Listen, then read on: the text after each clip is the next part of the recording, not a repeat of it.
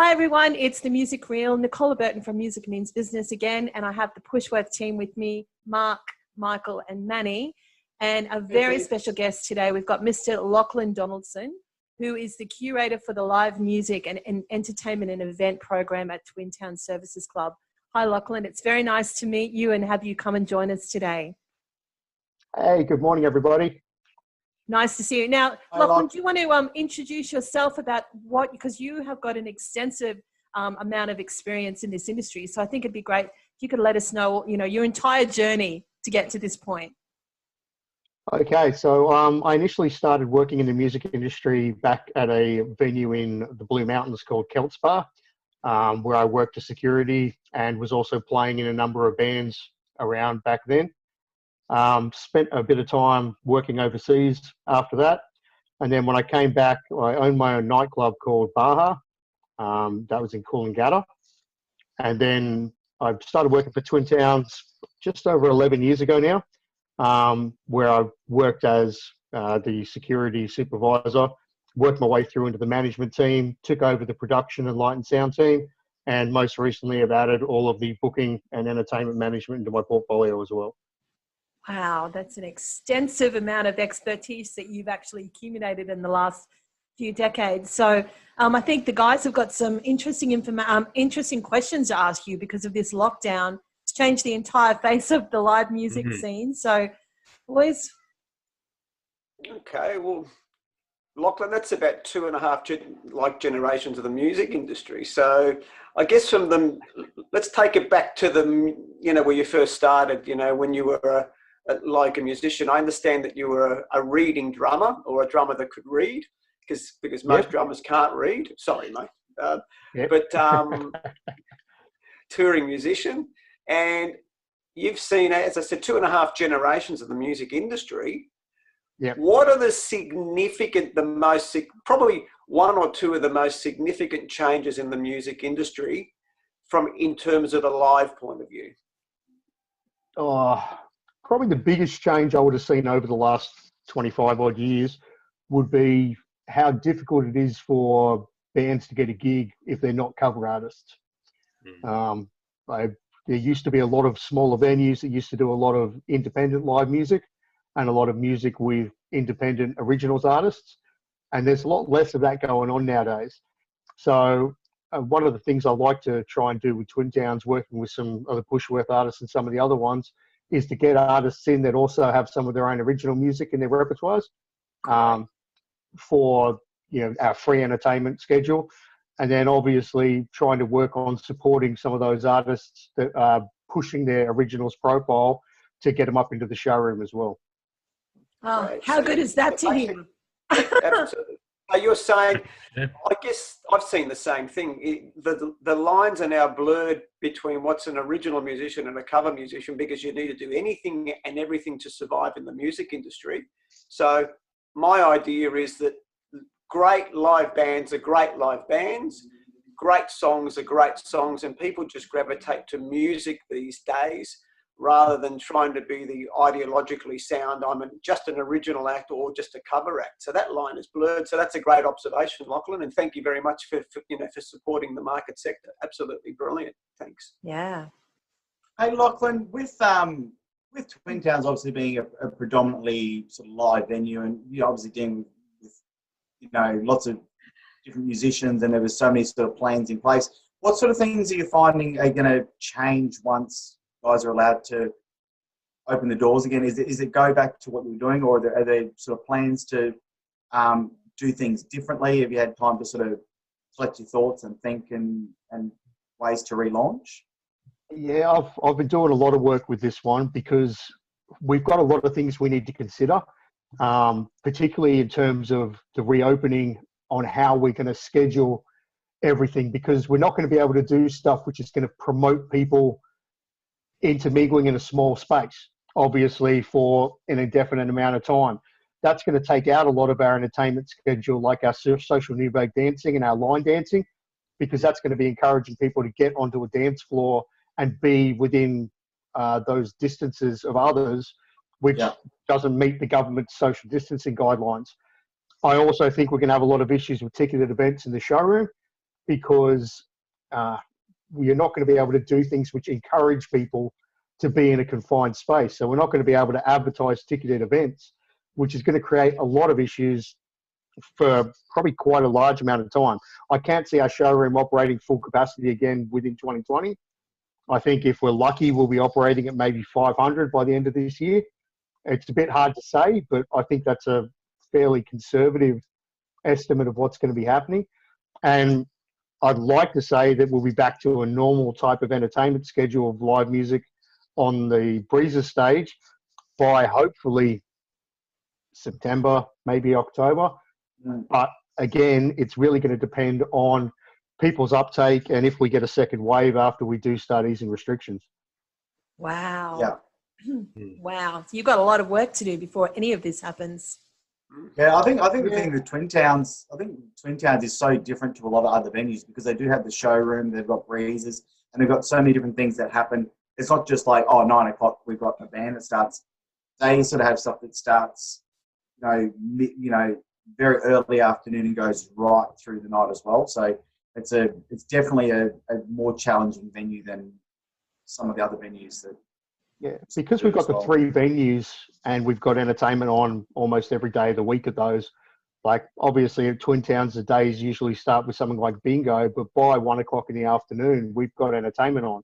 That entertainment goes through to the earliest finish on any night of the week at 10, and on the larger nights of the week, not until 1:30, 2 o'clock in the morning.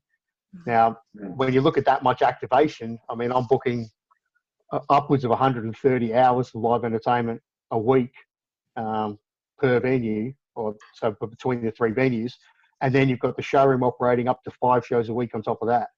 So we've got, I mean, one of the worst things about all of this was having to be there for the first 2 weeks on the phone, sitting there and calling almost all the individual artists and saying, look guys, I've got to cancel your bookings until further notice, and I'll be in touch once we know what's happening again.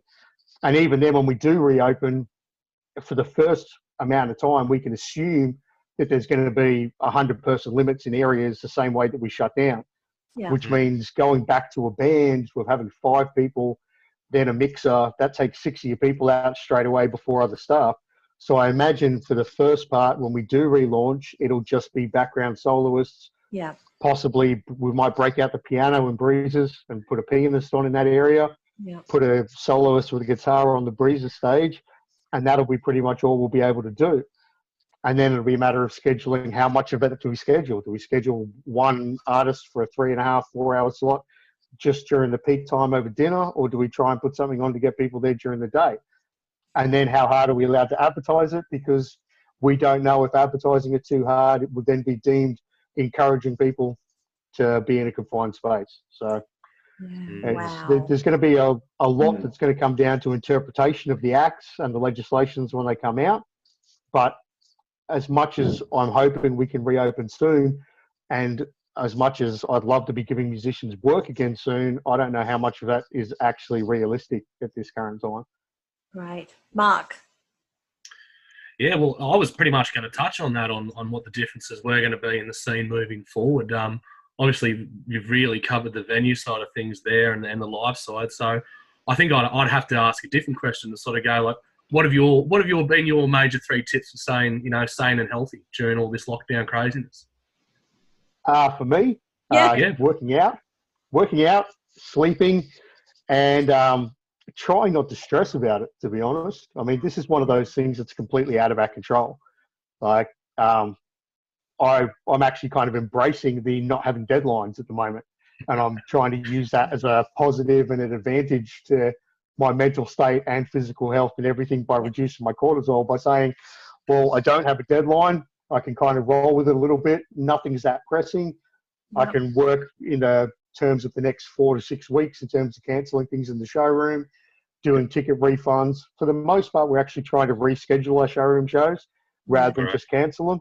So a lot of the acts, particularly the international ones, we've already rebooked dates for tours in 2021 instead.